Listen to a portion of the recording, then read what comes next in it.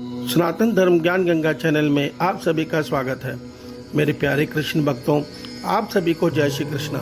श्री भगवान आप सभी का जीवन आनंदमय, मंगलमय, भक्तिमय तथा धर्म की राह में प्रशस्त करें, ऐसी मेरी श्री भगवान जी से प्रार्थना है।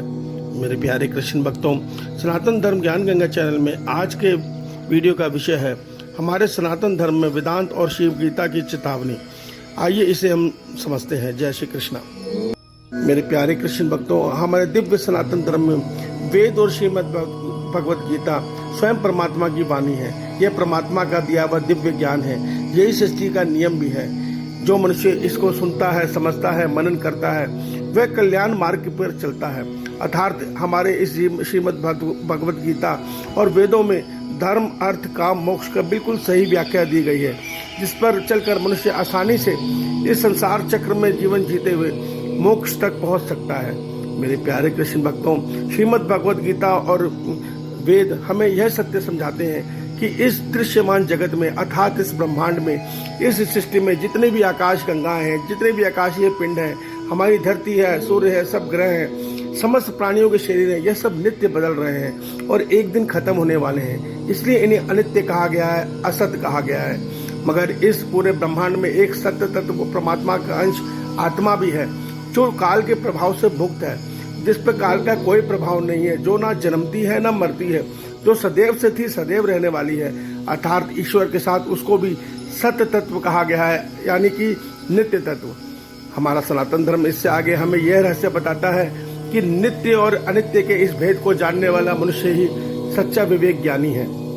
इस विवेक ज्ञान का हर मनुष्य अधिकारी है, मगर यह ज्ञान मनुष्य की आत्मा में छिपा रहता है। मन की कामनाओं का गुलाम हुआ मनुष्य इस ज्ञान से सदैव दूर रहता है।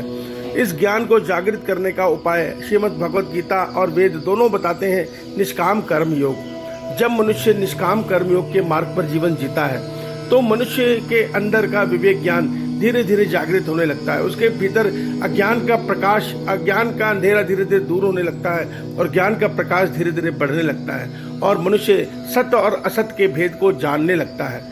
देखिए, जब तक हम सत्य और असत्य के भेद को नहीं जानते तब तक ही हम असत्य वस्तुओं के पीछे भाग रहे हैं, तब तक ही हम उन संसारिक सुखों के पीछे भाग रहे हैं। हम ये सत्य समझ तो रहे हैं, हम ये जानते हैं कि हमारी मृत्यु होनी है और ये सब छिन जाना है, फिर भी हम पागलों की तरह उसी को पाने की होड़ में लगे हुए हैं। क्यों? क्योंकि हम आत्मा है।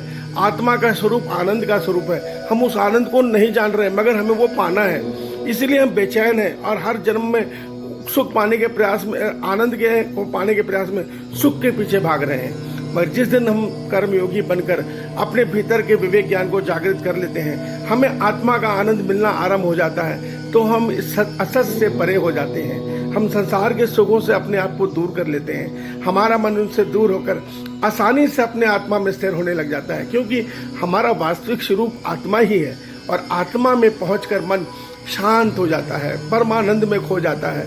तो मेरे प्यारे कृष्ण भक्तों, हमारे वेदों और श्रीमद् भगवत गीता की चेतावनी है कि जब तक हम मन के गुलाम हुए, मन की इच्छाओं के पीछे भागेंगे, हम जन्म मरण चक्र में भटकते हुए इस अपने भीतर छुपे आनंद से दूर रह जाएंगे, हम ईश्वर मिलन से दूर रह जाएंगे।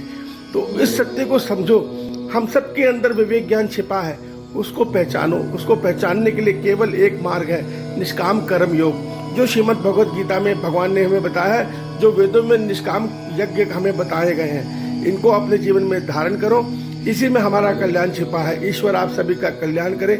जय श्री कृष्णा, जय श्री कृष्णा, जय श्री कृष्णा।